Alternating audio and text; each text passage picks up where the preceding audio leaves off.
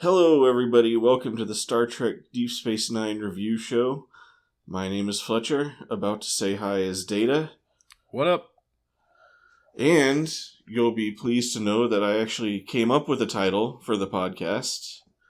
So you ready for this? Yeah. What do we got? The title is... Oh, man. That's a title. Yep. So hopefully... Let me check my audio recording here, make sure nothing interfered with that. Okay, no, it looks good. Today we're going to recap, rate, and discuss Season 1, Episode 6, Captive Pursuit, alternate title, Inverse Predator. Oh, that's good.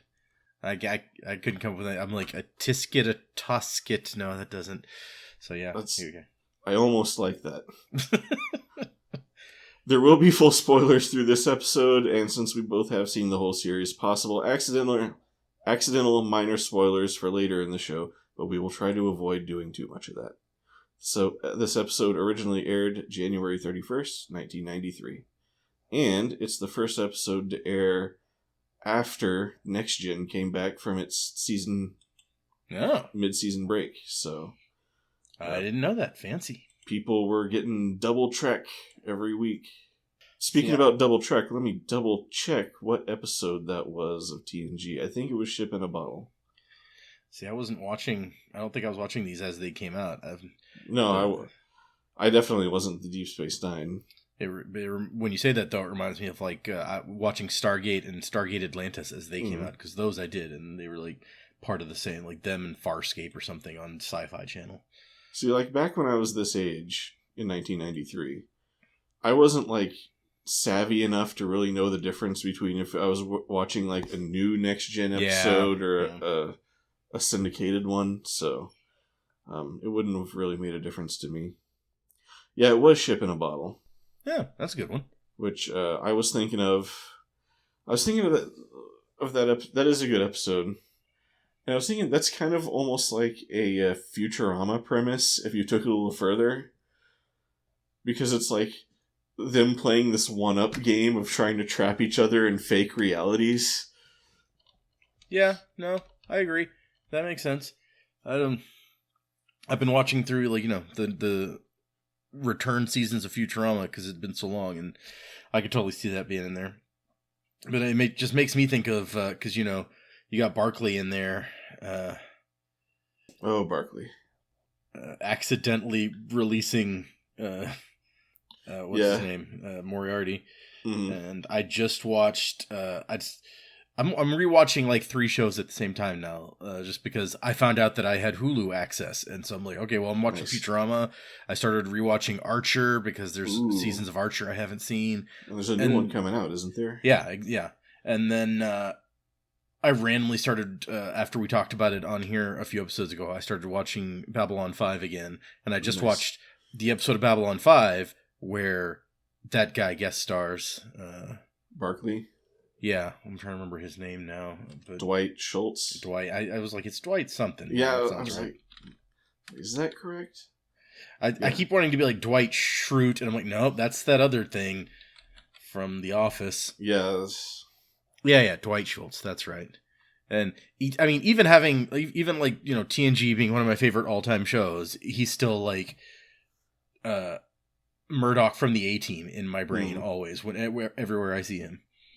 I never made that connection for a long time. Wait, he was Murdoch? Yep. So there was Murdoch, Face, B.A. and Hannibal.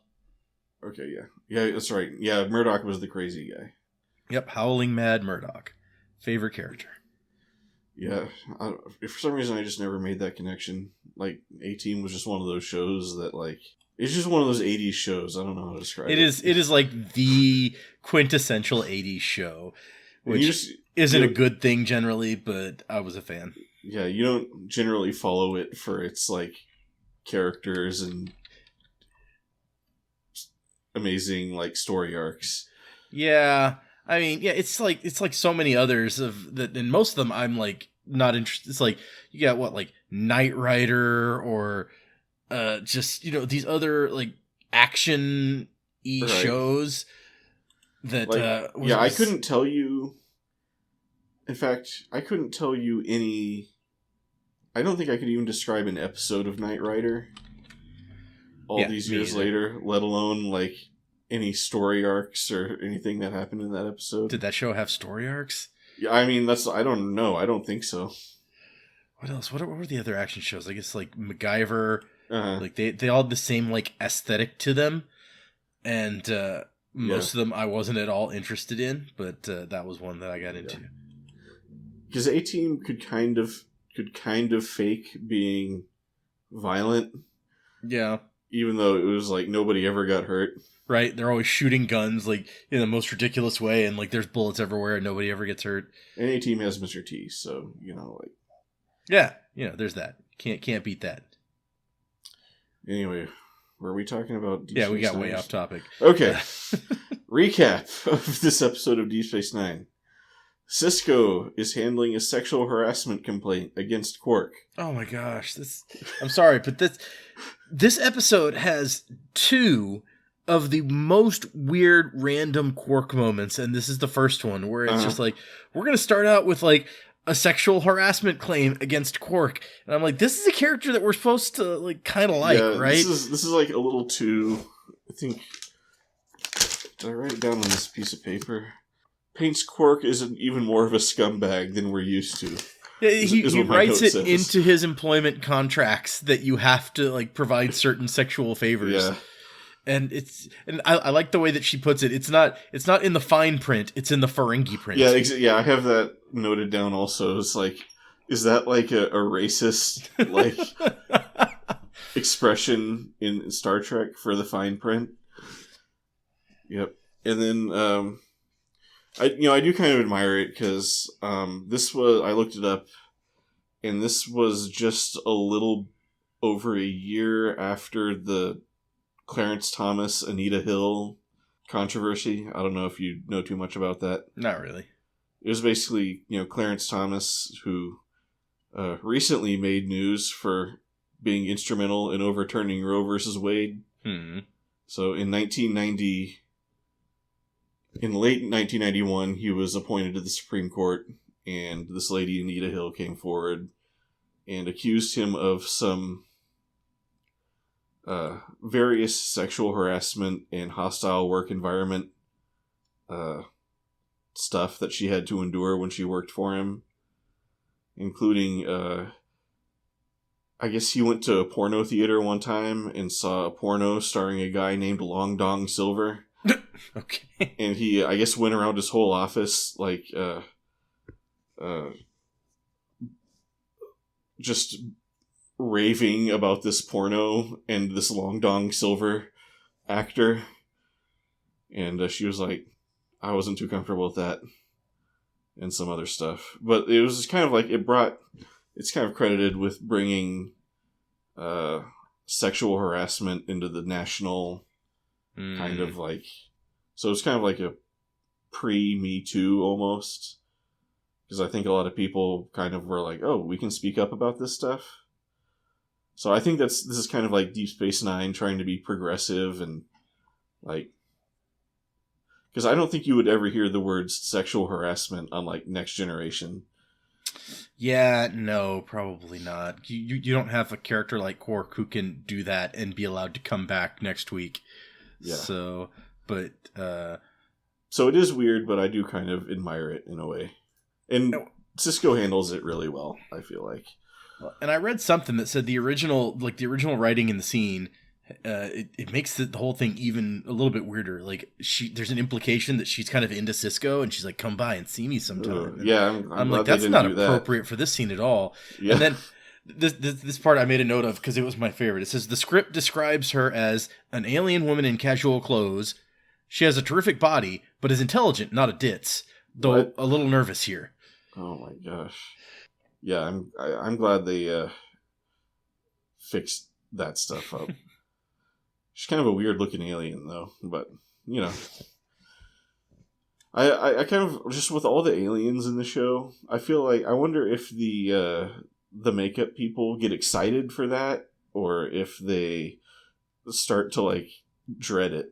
I feel like it's probably just, maybe not this early in the series, but at some point she's like, another day in the office, a weird headpiece, because it's always like the head and the hands. It's never like you're never given somebody like, until I guess maybe Enterprise with some of the Zindi, but they don't have like legs that bend the wrong way or like 9 arms or anything. It's always like, put a weird head on them. That's fine. Yeah. I mean, that's always kind of been, especially this era of Star Trek. Yeah. Is like, you know what? We'll just like, we'll put on just enough makeup to where we can say, it's an alien, but really it's more about the storytelling and all that stuff. So, and the audience is happy to go along with it. Although I felt like they did put a lot of effort into that alien costume for just that one scene. Yeah, it's very detailed, and it stands out. Like you remember the super weird head on this person. Yeah.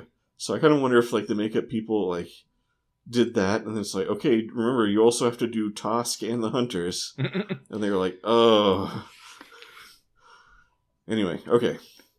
So Sisko's dealing with that situation when suddenly the wormhole opens and a ship comes through. The first visitor from the Gamma Quadrant.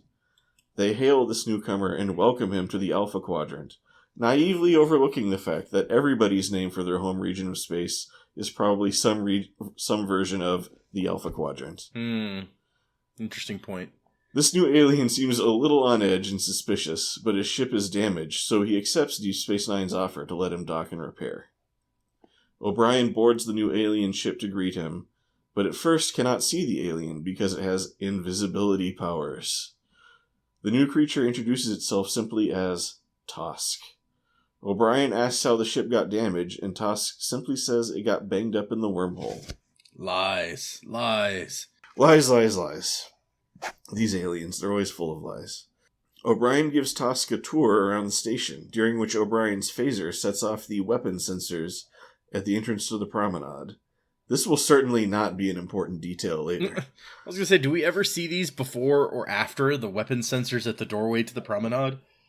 No, and I feel like Odo's no phasers on the promenade rule is quickly becoming, how should I put this, not super important. Yeah, well, I think, that was before the Federation took over that he had this rule. I don't know that he's allowed to make this rule now. That's true. I think, the Federation probably, even though all the security personnel seem to be Odo's and wear the same uniform as him. Yeah, I mean, he works for the Bajorans, and technically it's a Bajoran station, but I don't know. The whole relationship, and this becomes a central point, like, way later, which, or an important point, where the relationship between Odo and the Federation is, we're just supposed to accept that it's very strained all the time, even though they always seem to be trying to be nice to Odo, but he's ready to, like, snap at a moment's notice and run off, like, yell in Sisko's face. Uh-huh. Yeah, and it does make sense that the Federation might come in and be like, hey, look, we respect your policy, but, we Federation, our procedures, we acknowledge the fact that we have to use phasers to enforce security sometimes, or something like that. I don't know. And also, is this the first time Odo explicitly says he doesn't use phasers? I feel like he may have said it in the first episode, but I'm not sure. I was going to point that out too, where he's just like, no, I don't use those. Yeah. O'Brien shows Tosk to his guest quarters and leaves him to settle in. Once alone, Tosk, a mysterious alien from the other side of the galaxy, asks the station computer where all the weapons are stored. The computer helpfully tells him. Yeah, it's like, hey, here they are. I mean, you're not allowed there, but here you go. So, I don't know whose mess up this is. I have a feeling Odo would not approve of this, but who knows? This just could be part of the ongoing, like, computer problems they're always having. It's like, oh crap, we forgot to restrict knowledge about where the weapons are stored. It's like random civilians can, like, access our weapons information. Oh, well. I feel like if you're letting a new stranger aboard, maybe the first thing you do is be like, hey, computer, let me know what kind of stuff he asks. Maybe that's an invasion of privacy or something. I don't know, but I feel like that's what I would be doing. Well, just maybe, a general thing. Like, if someone's asking about weapons, that should maybe raise a red flag. It's like, we're not looking at your internet history, but we did get flagged that you asked about the weapons. So we just want to make sure we're all on the same page. You don't have access to the weapons. Okay. I mean, maybe Odo did get a flag about that, because he's kind of just there when Tosca is ready to try to get the weapons. That's true. It's not clear if he's just generally suspicious of Tosk, or if he had some reason to look into that. Yeah. O'Brien briefs Sisko about Tosk and gives his impression that Tosk seems to be running from something. Also, O'Brien reveals that the ship was damaged by weapons fire, meaning Tosk lied about that, as we mentioned. Back on Tosk's ship, O'Brien helps Tosk with repairs while Tosk teaches him about his technology. They take a break at Quark's, where Quark offers Tosk a fantasy adventure in the holosuite. Tosk turns him down, saying that his life is already the greatest adventure. When O'Brien asks what that means, Tosk simply says, "I cannot discuss it."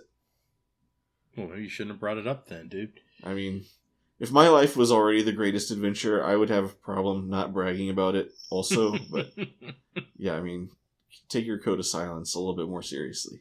Back in Ops, Bashir tries to insert himself into the episode by offering to give Tosk a medical exam, but O'Brien shuts that down quickly by cutting him off and completely ignoring him.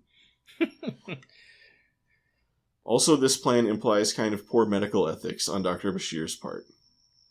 In that he was willing to give Tosk a medical exam and then just divulge his findings. And I guess the Federation doesn't have HIPAA. Sisko gives the standard, "He's weird, but he hasn't done anything wrong, so there's not much we can do" speech. Cut to Tosk in some corridor trying to hack into the station computer. Doing something wrong, yeah. Exactly. The camera pans over and lingers on a creepy painting, which melts off the wall and becomes Odo.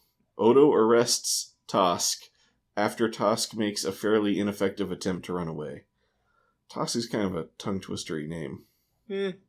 I do like anytime the camera pans over and sits on something weird, it ends up being Odo. Yeah, I was just staring at this painting because it's creepy, but also I kind of want it. and do paintings like this just decorate the corridors of Deep Space Nine? I feel like we don't usually see stuff like this.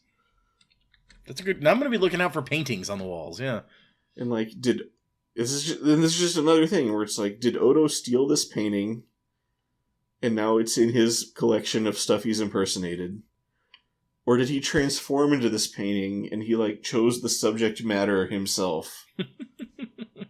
Because it's like a painting of a creepy cave or something.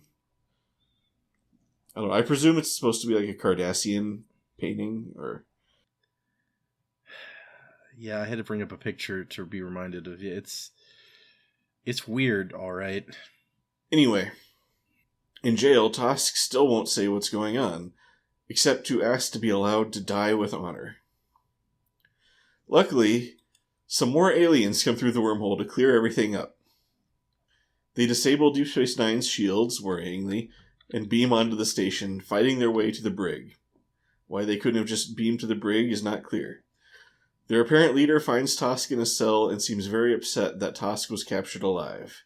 He says he will take Tosk back to their home planet to be publicly shamed. They should really be concerned on Deep Space Nine at this point, because these guys just show up and kick their teeth in and just stroll along, blasting the shit out of everything on the promenade. It's you guys should be worried now about what is happening in the Gamma Quadrant if this is, an average day. Yeah, and just the fact they have, the shield turning off device, maybe you should, That's a problem. Maybe you... I just want to know what that looks like from the hunter's point of view. Where it's do people in the Gamma Quadrant have a countermeasure for this? So it's what should we do? It's let's try the shield turning off device. Maybe they don't have the shield turning off device blocker in this sector. It's oh my goodness, it worked! Beam onto the station. But not into the place where we see Tosk is. Beam somewhere else. Yeah. And then we'll shoot our way to it. Ping pong ball helmets and stuff. And that gives Odo his I think that's the part where he says he doesn't use phasers. Yeah, there's a big fight, and Kira's like, hey, here, take a gun. He's like, nah. And even though he doesn't like Tosk that much, he's like, it's like, no one just breaks into my brig and steals my prisoners. Yeah, this time it's personal. Well, you know, a little bit of nice soda moment. The leader explains that Tosk is the subject of a hunt, which triggers Sisko's moral outrage. But the leader explains that Tosks like being hunted, and are the most honored members of their society. Sisko doesn't like it, but apparently agrees to hand over Tosk because something, the Prime Directive. Yeah, that's really it's like, no, Prime Directive says we can't interfere with their thing where they hunt people down. And I'm like, okay, yeah, but also they just beamed onto your station and blew the shit out of it. Like, yeah, there's like, the military has rules of engagement, right? Yeah, and sure. I feel like one of those rules of engagement is always when someone shoots directly at you, like all rules are off. But I don't know. I don't know why the Prime Directive forbids him from just letting Tosk out of the jail cell and then going on a ship and leaving. Nope, no, I don't know. Yeah, it's a whole thing. But I mean, I don't feel like you need to bring the Prime Directive into it, honestly. It's like, okay, these guys want Tosk, and Tosk wants to go. So, like, we don't really have... I understand it more from that perspective, where it's like, look, they say they're here for him. He says that this is the way things work and he wants to go with them. And later he's like, no, I'm not going to request asylum. So it's like, well, okay, then, like, why are you getting involved? Everyone here who's actually involved agrees with what's happening. You are the only one who's like, well, I don't like it. Yeah, that's true. Oh yeah, it's just that the hunter seems really surprised that Sisko, he's like, your culture doesn't have Tosks? It's like, you don't even have anything like a Tosk? What kind of weird culture is this? Yeah, it's definitely, it's like, well, you guys don't have, and it's interesting because one of the things that I was reading about the episode was like, so the idea behind the look of the hunters was that they're wearing like the costume is like this almost ceremonial or formal hunting costume, and it says, think of them as fox hunters. Ah, so I'm like, well, yeah, see, we had that. People did fox hunting like that, so it kind of makes sense. Like, I thought they looked kind of like generic uniforms, but now that you say that, I can almost see it. Except for the weird helmets. Yeah, the helmets are a thing. The hunter's description of Tosk is backed up when O'Brien tries to get Tosk to ask for Federation asylum, an idea which disgusts Tosk even more than being taken home as a prisoner. O'Brien goes to Quark's bar to fume about the situation, and Quark attempts to play the role of sympathetic advisor. In a classic bit of comedy shtick, O'Brien talks himself into his own solution and thanks a confused Quark for his help. Now see, this scene this is not one of the scenes where I mentioned, it's like, this is a weird Quark moment that doesn't really have a place in the rest of the episode. Oh, really? This one... I thought this was what you were talking about. No, the other one that I was talking about was like when Tosk and O'Brien are walking along the promenade and Quark's like throwing out a cheater from his establishment and has a whole speech about, I saw you move your bet to the line after the thing and I'm going to give you your money back, but you're not welcome here. And I was like, this is a really long diversion for no particular reason. I forgot what purpose that even served. It was just to make something weird happen that O'Brien could be like, well, don't pay attention to everything or whatever. Yeah, he's like, we're not going to talk about that kind of thing right now. But no, this actually kind of bothers me because O'Brien's, he's grumpy. He's like, barkeep, bring me whatever. And Quark's like, dude, don't call me barkeep. Like, I'm the host. This is my place. And O'Brien's like, basically like, shut up, barkeep. And so on the one hand, you're like, fine, let him shit on Quark all he wants because we know from earlier in the episode that Quark like sexually harasses all of the female employees contractually. And, so O'Brien's in a bad mood, so it kind of makes sense. Yeah, but at the same time, I'm like, dude, you did come into his place that he owns and runs, and then he's like, hey, don't act like that. And you're like, screw you, I'll act how I want, and call you whatever I feel like. I'm like, that's a little bit not cool, dude. I mean, he's an Irishman. He has to go to a bar and pick a fight. Yeah, that's true. So that is that racist? I don't know. That's it's definitely culturally insensitive. There you go. Okay. So. But I'll own it. I'll own up to it. You're like most Irishmen would agree. So it's yeah. I think that's I think that's something that a lot of Irish people are proud of. He's not gonna just replicate a Romulan ale in his room or whatever. He's gonna go let the world know. When you're like O'Brien's Irish or whatever, it just makes me think of what I think actually maybe the next episode where someone's like, "Weren't you one of the little people?" to O'Brien, which is like a multi-level joke there. And O'Brien's plan is to change the rules. I don't know exactly how that makes sense with what comes next. Because O'Brien's plan is basically to lure the hunter through the weapons detector, then beat him up and set Tosk free. So I feel like it wasn't a super clever stratagem. No. It was just kind of like a simple ambush and let Tosk go. Yeah, he basically... The concept of change the rules is, that we've had that since like Kirk and the Kobayashi Maru or whatever. Yeah. So you're like, high concept. It's like, oh, see, he's like, this is a thing that Starfleet people do.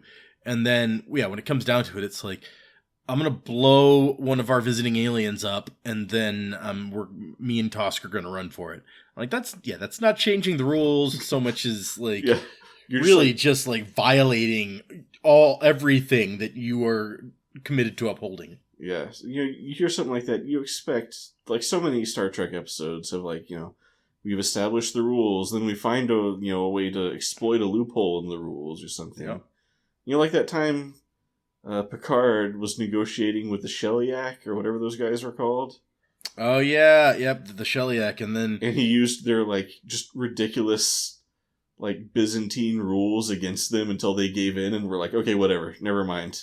Yeah, it's like, okay, so I want arbitration, and I pick the Griseldas or whatever they were called, and it's like, of course, they're hibernating for the next 6 months, so I guess we'll just have to wait. Or you could give us the 6 weeks we asked for, and they're like, yeah, okay, fine. But you can't. So that was a classic a Picard maneuver of spend hours researching the treaty and find the little thing in there that you can use. Yeah, I mean, we should have had a scene where it was like O'Brien was studying the rules of the hunt or whatever, but I guess the changing the rules aspect is that he's reactivating the hunt. The hunt is back on now. Yeah, I mean it's not really clear what the rules are in that situation, but whatever. Let's see, after an exciting dash to the airlock, aided in part by some non-interference from Sisko and Odo, O'Brien returns Tosk to his ship. The two warmly tell each other to die with honor. Then Tosk leaves to resume his exciting life of the hunt, presumably with the hunters happily on his trail. Thus, everybody gets what they want. I'm forgetting. Does he go back through the wormhole? Do we see? That, I was kind of wondering, because they said the wormhole and, by extension, the Alpha Quadrant would be off limits. Yeah, from now, or in future hunts or whatever. Maybe that doesn't apply here. We're already through the Looking Glass. Yeah, okay. I luckily have the episode pulled up right to that point, so... It looks like his ship just leaves, but I think it's implied that he goes back through the wormhole. Yeah. The ship just leaves and flies directly past the hunters who don't do anything. Or maybe that's just another ship that looks like the hunter ship. I don't know. But yeah, I would imagine he goes back through the wormhole. Or maybe he doesn't, and the hunters have to track him down just to explain the new rule to him. Yeah, did anyone tell him the new rule? Come on. Yeah, I don't think so. So he's probably off, who knows, he's going into Cardassian space or Klingon space, just wreaking havoc everywhere he goes. At the end of the episode, Sisko gives O'Brien a pro forma chewing out, which O'Brien accepts, pointing out that he was sure as soon as Sisko found out what he was doing, he and Tosk would be force-fielded and caught. Sisko shrugs it off and turns around and smiles an evil little smile. The end. I just thought that's a smile of a man who's yes, my plan for conquest is in motion. The script probably was Sisko gives a mischievous smile or something like that. Okay, so I guess the main point of this episode to me is that this is another one that kind of feels like a next generation holdover. Yeah. It's very, because it's a kind of a classic alien culture dilemma episode. I was kind of reminded weirdly of the one where Wesley Crusher steps on the flowers. Yeah, I can see that. And they have to stop him from getting executed. Except there's really not as much stakes for any of our characters. It's just they kind of stumbled into the middle of this weird hunt. But yeah, I thought it was pretty well done in that regard. Yeah, I can see it being sort of a TNG-ish story. I mean, obviously, they have to go kind of down, and we talked about it, how, like, the solutions, just like in previous episode we talked about, the solutions of Deep Space Nine are a little shadier than what the solutions in the Next Generation would generally have been, and it seems like, that may be kind of an intentional thing to make, the characters get a little more leeway to make some questionable decisions, and it's all okay in the end. I feel like this is an O'Brien episode, clearly. Like, it's all about O'Brien, definitely. Unless you want to count it as a Tosk episode, the only Tosk episode. But it's one of the few episodes about O'Brien in this series that don't involve O'Brien being, like, shit on horribly in some way. Like, his thing becomes, like, how much bad things can happen to Chief O'Brien in his episodes.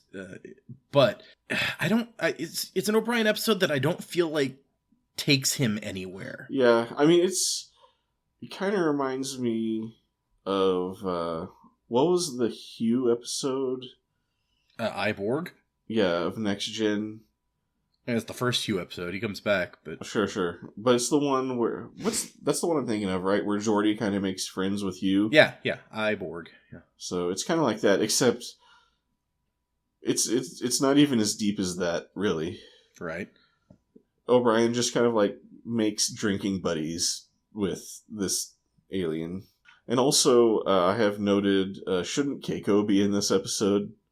They talk about her a lot. Yeah, I feel like they just didn't want to pay Keiko for this episode, so they didn't bring her in. I like that it's such a well-known fact that she doesn't like it here. Like, Court comments is like, "Oh, you and the missus fighting again?" Which just really pisses... That's not the thing to say. Even if he was fighting with his wife, you don't say that. Like, that's you let him bring that up if he wants. It's not good barkeeping skills. And then Cisco has a line where he's like, "Your wife, if this happens again, your wife won't have to complain about not liking it here." Yep. I think maybe what's happened is that Quark just read a book about human bartending. And it's like, human bartenders listen to their customers' woes and commiserate with them and offer sage advice. And he's kind of trying that out, but it's not really working too well. Yeah, no, I get that. That makes sense. This is okay. So, but back to the back to the point. You make a good point, because we don't even really get that deep. It doesn't seem like O'Brien ever even wants to try to understand Tosk's perspective. He's just like, well, okay, if you're going to insist, then I don't want you to die or be horribly humiliated, so I'll help you get free. I don't get it, but you do you, I guess. Yeah, he didn't grow. There's usually, when there's a moment like that, when he would make this decision to set Tosk free, it would be kind of like some personal little moment of growth or something. Yeah. But he's just like... It feels like just something O'Brien would naturally do anyway. Yeah, yep. So, this episode, and I don't think it's that necessarily, but this one has always been in my brain. I'm just like, it's there. I don't particularly like it. I don't like. There's nothing really wrong with it. I don't particularly dislike it, but I'm just like, it's like the epitome of, if you were rewatching, you could skip this episode and you wouldn't miss anything. Yeah. As an episode, it's like,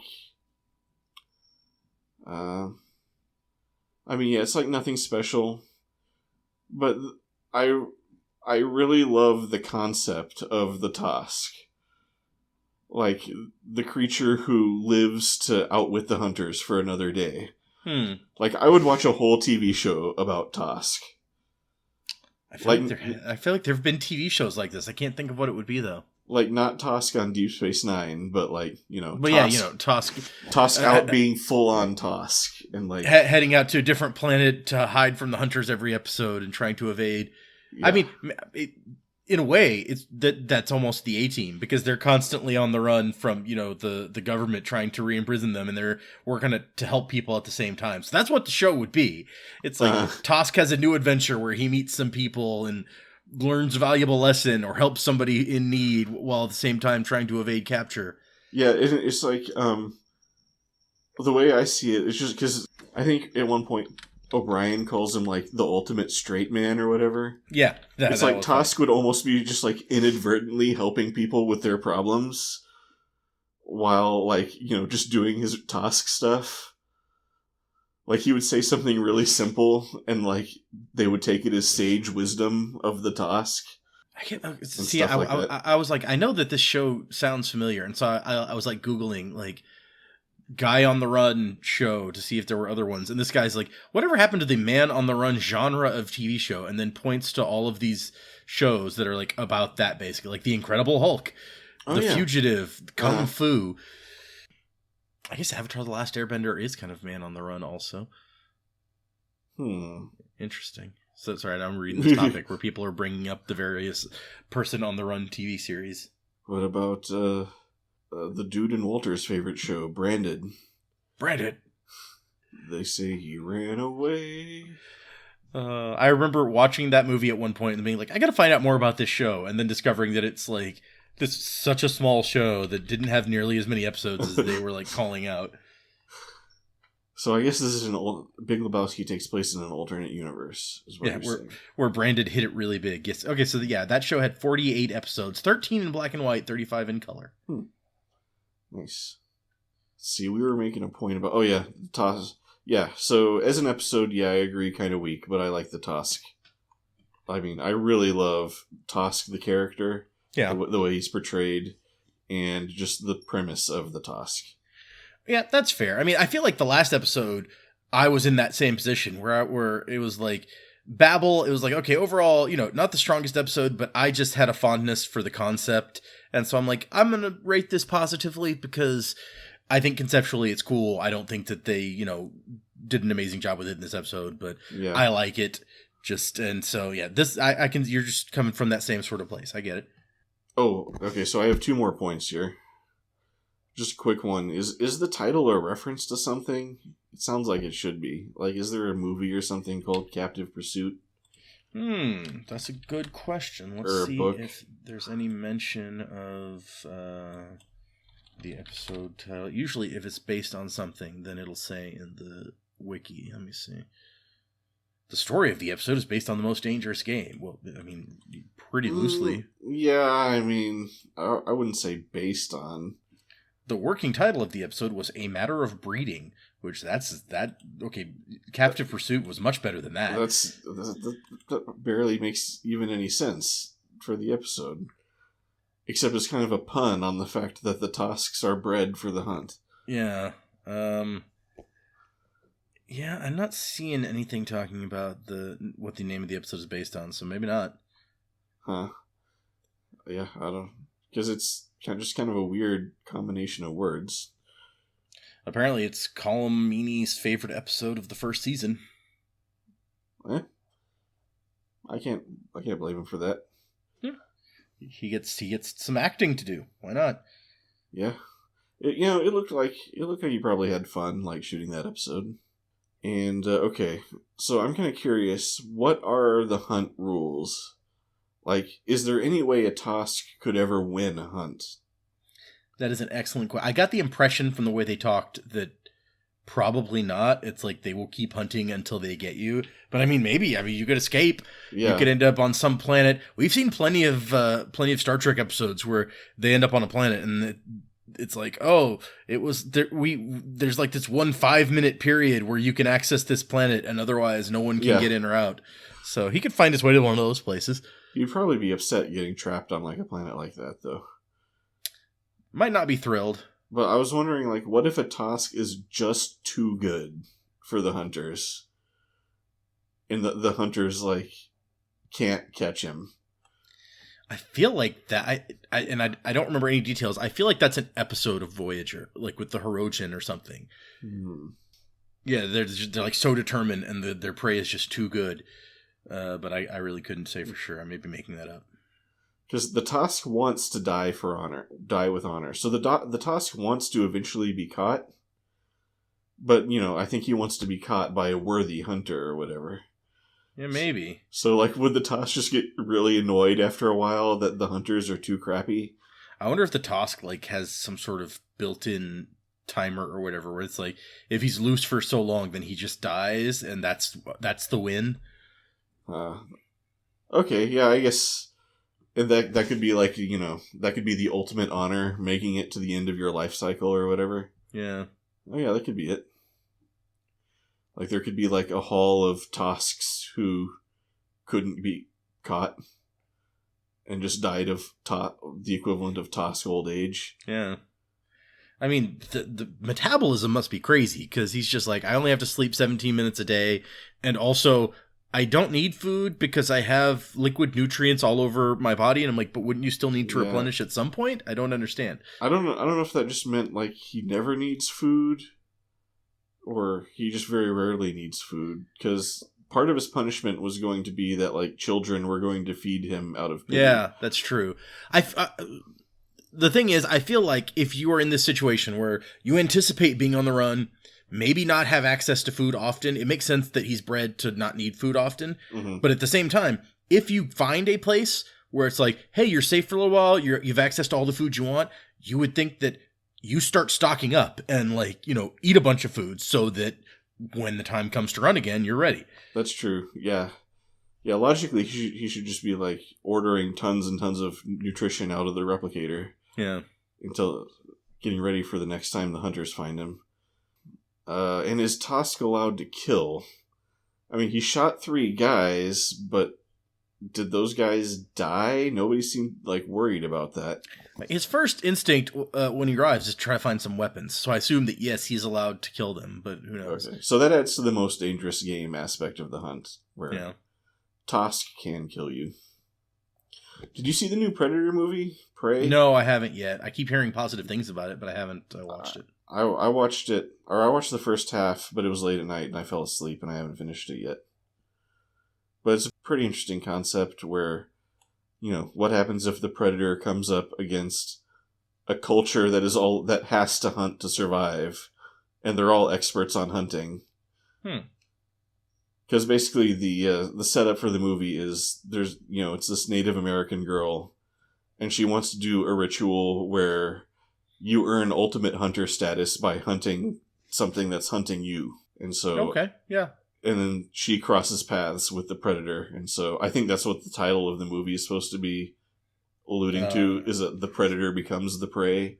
Who is the prey? Yeah. Although I can't say for sure because I haven't watched the whole movie yet. So Predator versus Predator. I get it. Like human Predator versus alien Predator. Yeah.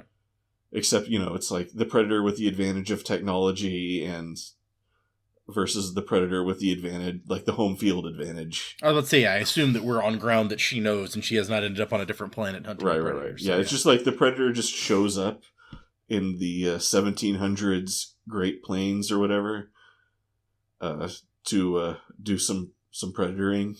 Mm-hmm. And unfortunately for it, some Native Americans are living there. And they like hunting too. Yeah, that's a cool concept. The ultimate hunter meets the ultimate hunter or whatever. Yeah, I got it. I like it. So, yeah, I just watching the episode kind of reminded me of that because it was so fresh in my head. I want to go. For some reason, I randomly had the desire to go back and rewatch Predator 2 because I have not seen that in 20 years or something, and I don't remember it being good, but it's just like maybe I'll go back and check that out again. I haven't watched Predator 2. I'm not sure I've ever watched the movie. That's one of those cable movie things where, like, you always turn it on and it's halfway through the movie already. Yeah, right. So, yeah. The only Predator movies I've seen for sure are Predator and Alien vs. Predator. The first Alien vs. Predator. I don't think I've ever seen any of the other Predator movies. I've heard a lot of them are really bad. I'm trying to think. I know I've seen the first one. Like I said, I saw the second one like in the 90s. I probably on TV. I only remember Danny Glover. Yeah, exactly. Like very vaguely about that movie and like nothing else. And was Alien vs. Predator the one with like the alien at the South Pole or something? Okay, I remember watching a different movie at the movie theater and then going into a theater and seeing like the last 15 minutes of that. Yeah, and I think that's all that I've seen of that movie. I think it was more than, because, that was the both of us. We so let's go watch Alien. I think we saw like the whole last half of the movie or something. Okay. If I don't remember what movie. I don't remember what movie we were watching that day, but I remember seeing Alien vs. Predator. I think it just left an impression on our minds because of the, first of all, just the hokiness and stupidity of it, and just culminating at the very end of the Pred Alien being born. Yep, I remember that very distinctly. The Pred Alien. Now I'm looking at what other movies came out at the same time as that. I was like, we gotta look this up now to figure out what movie we were actually watching that day. Yeah, it's probably Harold and Kumar. That makes the most sense to me. Yeah, we'll just say it's Harold and Kumar until someone points out. There's no way we're leaving that entire discussion. No, absolutely not. There's no reason to leave any of that in there. It's gosh. That's like permanent. Like nobody will ever listen to us if we leave that in there. Yes. Let's go back to actually wrapping the thing up. Yes. Okay, so how would you rate this episode? So I would give this episode.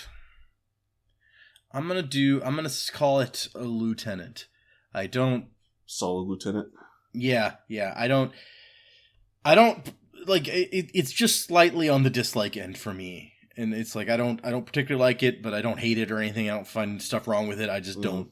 Nothing about it makes me go like, "Hey, I kind of like that episode." So yeah, slightly negative. I think was what we called a lieutenant. So that's what I will go with.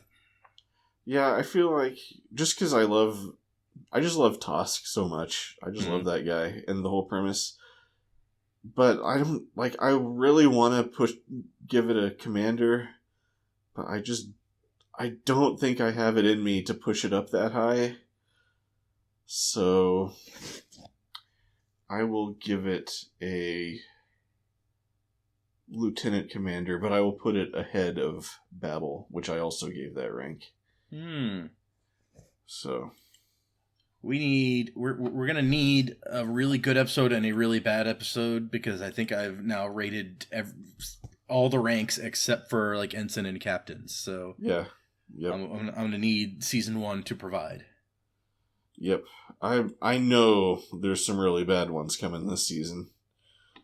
I don't know about really good ones. Yeah, it's a lot to ask to have like one of the best episodes in season 1. Like not many shows would be able to hit that mark. Yeah, I feel like I'm saving that captain for like, it's like that's a great episode. I don't want to be like wishy-washy about the first time I call something a captain. I want it to be like, yeah, that definitely deserves a captain. And then you're giving it a lieutenant puts it just above a man alone for you. Yep. In case you... Makes sense. Yep. We both have man alone still at the bottom, so... Alright, pretty fair rankings, I think. Which I think, once again, just speaks to how well this show starts off, because Man Alone's not a bad episode. And yeah. But the fact that it's the worst one of the first 6, in our opinions, just shows that, the show starts off pretty strong. Yeah, like, I think last time you mentioned how just, like, compared to Next Generation, like, first of all, I feel a lot of people would say, like, Next Generation didn't hit its stride until, like, season 3 or something. 3, yep. Absolutely. 3 is probably... because 2 you have Pulaski. No one likes Pulaski. So 3 at the earliest, for sure. I'm kind of entertained by Pulaski, but... whereas this show, it's like every episode, I feel like another little bit clicks into place, and it starts to feel more and more like the Deep Space Nine that you're used to. Just kind of, down to little things like the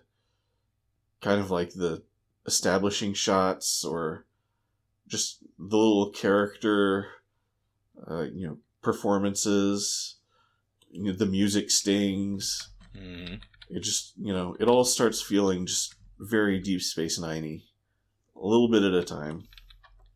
Even though, I think Odo's makeup is still a little... It's a little not quite where it will eventually be, but I think we're already getting closer. I feel like it's changed a little bit from the first episode. Anyway, you have any final thoughts? No, I'm good. Okay, well then I think that does it for us today. If you've made it this far, thank you for listening. I'm Fletcher, about to say goodbye is Data. Adios. Have a wonderful day, and drop by anytime you're feeling homesick.